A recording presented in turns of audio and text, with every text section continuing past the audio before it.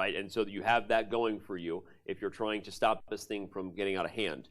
But when you're playing well and you're Jan Nepomniachtchi, look how well he's playing, the prep he has, you know what I mean? You might have your chance, but it's like, yeah, come and get me, big fellas, right? Come and get me, because the harder you try, the more you give someone like Jan Nepomniachtchi, when they're on form, winning chances, right? And now he doesn't even have to create fighting chess. He just plays his game, use his prep, and as people take unnecessary risks, i.e. Richard Rapport before us, Jan Nepomniachtchi just does his thing.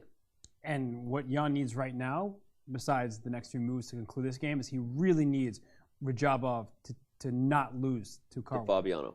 Because if Fabiano is trailing that closely, is a half point behind, then you can't just take this approach like you're saying, just like, oh, let me just be solid, let me just force you to beat me. Yep, and this move, by the way, super strong by Jan. Ooh. The idea, everyone, is that you're putting the bishop on the diagonal that holds f2, so that when you give a check with the queen, you can't block with the rook.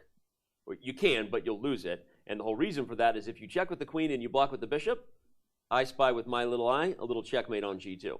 Yeah. And so checkmate in one is in your flavor, and h-pawn promoting to a second queen, that could... That's also pretty good. When there's mate in one, look for better. Yeah, mate in one, look for better. Also prevents bishop h2, which was part of Rapport's idea, because after queen check, now you can't block anyway. You can't block with the rook because it's mate, and if you move the king, you win the rook here. So we are moments away from Richard Rapport simply resigning probably. He has reached time control, so there wasn't any up, and right as I said it, the hands are extended. A quick nod. Jan is holding back positive emotions. I know that he said bishop g5 is the other way to avoid the draw. Yeah.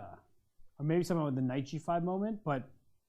Yeah, but Richard clearly didn't know the line. But no, he's literally telling him that idea with the king g2, bishop g5 is the right way to avoid the draw, not the knight d2 line. That's what he just said. He was saying not knight d2. I could read lips. Yeah. Lost my hearing when I was younger. Long story. But not professionally, but I could make that out. He was saying bishop g5 is the right idea.